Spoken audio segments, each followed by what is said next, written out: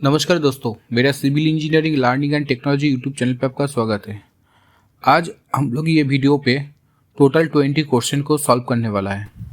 तो आज का पहला question, settlement of foundation of soil is, मतलब अगर कोई मिट्टी का ज़मीन के ऊपर पे जब हम लोग फाउंडेशन करके बिल्डिंग बना लिया, क्या ब्रिज बना लिया, तो उसका सेटलमेंट कितना होना चाहिए 25 to 50 mm।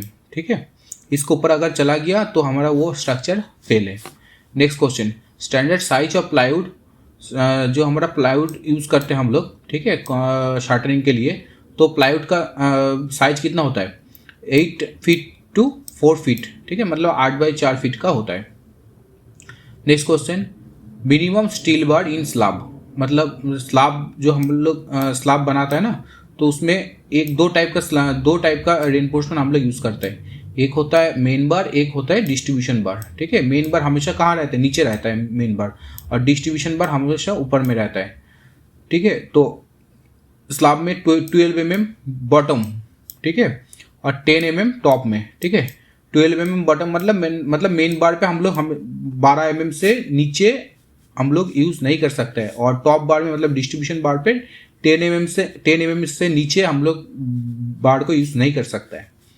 Next question, what is the next question, cost of material and labour in A project, मतलब प्रोजेक्ट में हम लोग का जितना कॉस्ट हो रहा है, टोटल कॉस्ट, उसमें हम लोग मटेरियल के लिए कितना परसेंट रखते हैं और लेबर के लिए कितना परसेंट रखते हैं। तो मटेरियल के लिए कितना रखते हैं 65 to 70%, और लेबर के लिए 30 to 35% रखते हैं टोटल कॉस्ट का प्रोजेक्ट का।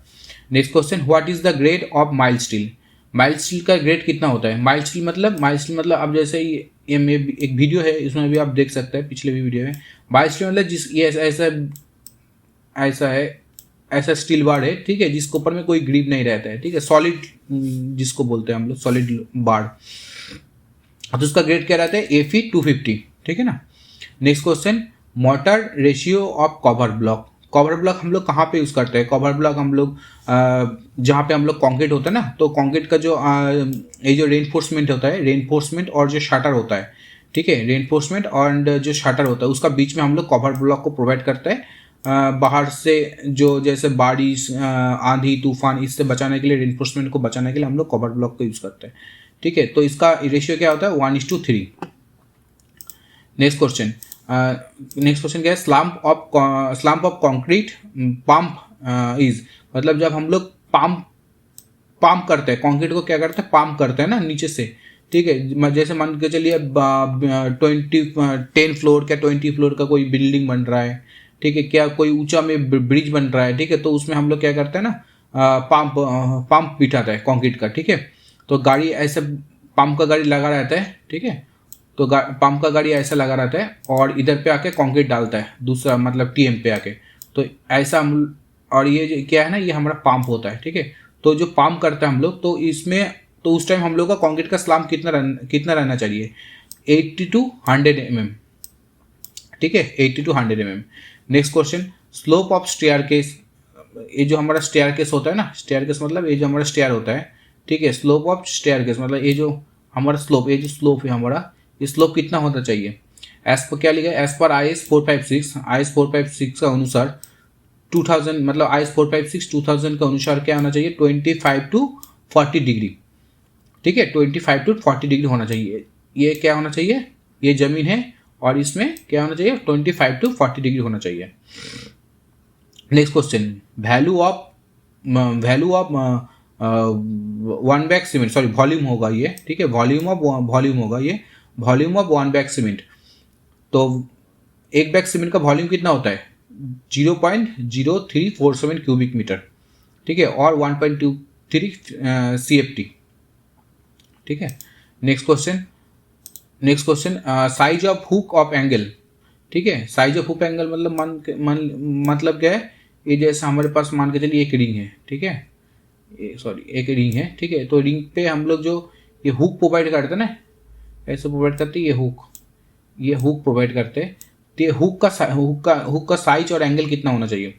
क्या बोल रहे हैं, हुक क्या होगा 10D मतलब 10 into ठीक है, इंटू जितना डाया का आप ये रिंग बना रहा है, जितना डाया का मतलब अगर 10 mm का बना रहा है तो 10 होगा, अगर 8 का बना रहा है तो 8 होगा, ठीक है ना, अगर 8 का बना रहा है तो 8 होगा, ठीक है ना। तो 10D हो गया ये हुक का साइज, मतलब यहाँ से लेके इतना तक हुक का साइज हो गया। और एंगल 135 डिग्री, ये जो बेंड हो रहा है ना, ये जो सरिया आ रहा है ना इधर से, ये सरिया आके जो बेंड हो रहा है, ठीक है, ये 135 डिग्री का एंगल बन रहा है। इधर पे से भी जाके जब इधर पे बेंड हो रहा है तो ये भी 135 डिग्री का एंगल बन रहा है। Next question, type of foundation. कितना टाइप का फाउंडेशन होता है?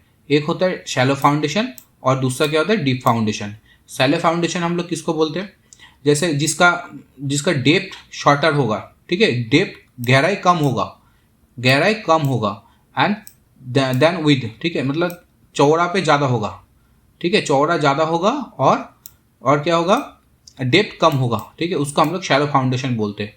और डीप फाउंडेशन का किसको बोलते हैं? डेप्थ लार्ज, ठीक है, जिसका गहराई ज़्यादा होगा लेकिन विड्थ क्या होगा? छोटा होगा, गहराई ज़्यादा होगा उसका, ठीक है, जैसे हम लोग पाइल वगैरह करते हैं तो हम लोग डीप फाउंडेशन पे आते हैं। Next question, weight of steel का वजन कितना होता है?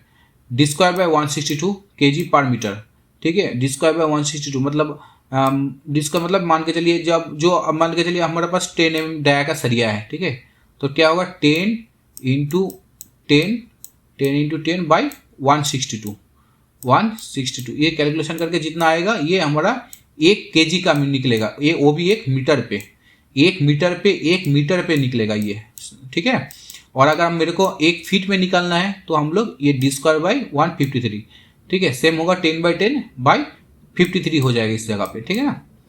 Next question, minimum grade of concrete use for RCC, ठीक है, आरसीसी मतलब क्या है? Reinforcement cement concrete. तो रेनफोर्समेंट सीमेंट कंक्रीट में हम लोग मिनिमम कौन सा ग्रेड का कंक्रीट यूज करते हैं? M20, ठीक है, M20 का मतलब क्या है? M क्या हो गया? M हो गया मिक्स डिजाइन और 20 क्या है? Characteristic compressive strength after 28 days, ठीक है ना। नॉमिनल मिक्स डिजाइन मतलब जो हमारा मोर्थ में जो दिया रहता है ना, ठीक है, उसको हम लोग नॉमिनल मिक्स डिजाइन बोलते हैं। ये चालू होता है M5 से M20 तक, ठीक है।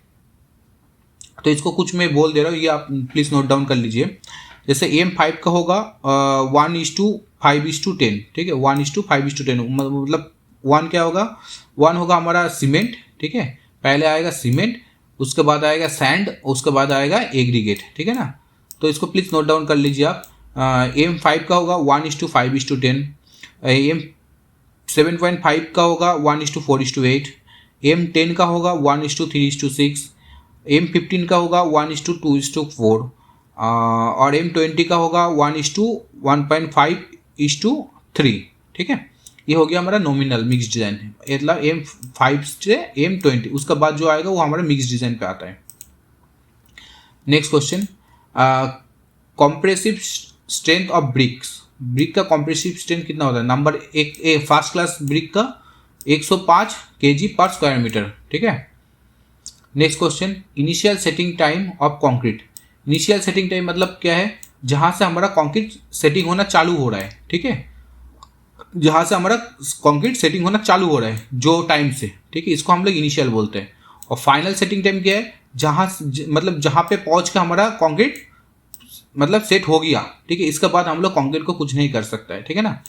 तो ये होता है फाइनल सेटिंग टाइम और एक होता है इनिशियल सेटिंग टाइम। तो इनिशियल सेटिंग टाइम का कितना है? 30 मिनट्स और फाइनल सेटिंग टाइम कितना है? 10 आवर्स, ठीक है, फाइनल सेटिंग टाइम कितना है? 10 hours. Next question, curing methods of concrete को हम लोग कितना टाइप पे क्यूरिंग करते हैं? एक होता है पॉन्डिंग मेथड, जिसको हम लोग स्लाब में यूज़ करते हैं, घर पे छत पे यूज़ करते हैं पॉन्डिंग। वेट कवरिंग, कोई बड़ा बड़ा स्ट्रक्चर होता है ना, तो उसमें हम लोग वेट कवरिंग को यूज़ करते हैं। दीवार पे कंक्रीट का जो दीवार होता है उसमें भी हम लोग वेट कवरिंग को यूज़ करते हैं, ठीक है। और एक क्या होता है? स्प्रिंकलिंग, मतलब पानी छिड़वा के, ठीक है, पानी देके उसके ऊपर में कंक्रीट का जो स्ट्रक्चर रहेगा उसके ऊपर में पानी देके हम लोग स्प्रिंकलिंग करते हैं। Next question, length of steel band chain. Steel band chain जो होता है ना स्टील बैंड का, तो उसका लेंथ कितना होगा? 20 से 30 मीटर। गार्टर चेन का लेंथ कितना है? 66 feet. The aim of survey, survey का एम क्या होता है? To prepare a map. Next question, last question, for ancient relics found which type of map we have used. मतलब पुराना पुराना जो हमारा पुराना जमाना का जो जो मतलब जहाँ पे कुछ भी रखा है, ठीक है, जैसे हड़प्पा मोहनजोदड़ो, ये सब जमाना का जो कुछ भी है, ठीक है, ये सब ढूंढने के लिए हम लोग कौन सा टाइप का मैप यूज़ करते हैं? क्या होगा? Archaeological map. ठीक है, तो दोस्तों आज जो मैं 20 क्वेश्चन किया है, ये पूरा मेरा जितना वीडियो बना हुआ है, ये सबको ऊपर मिला के बना हुआ है 20 वीडियो। ठीक है, तो आप चाहे तो वो सब वीडियो में जाके आप डिटेल्स में देख सकते हैं, सब कुछ पूरा सब कुछ है डिटेल्स में लिखा हुआ है। तो मेरा अगर वीडियो पसंद आया दोस्तों तो एक लाइक और सब्सक्राइब कर दीजिए। Thank you.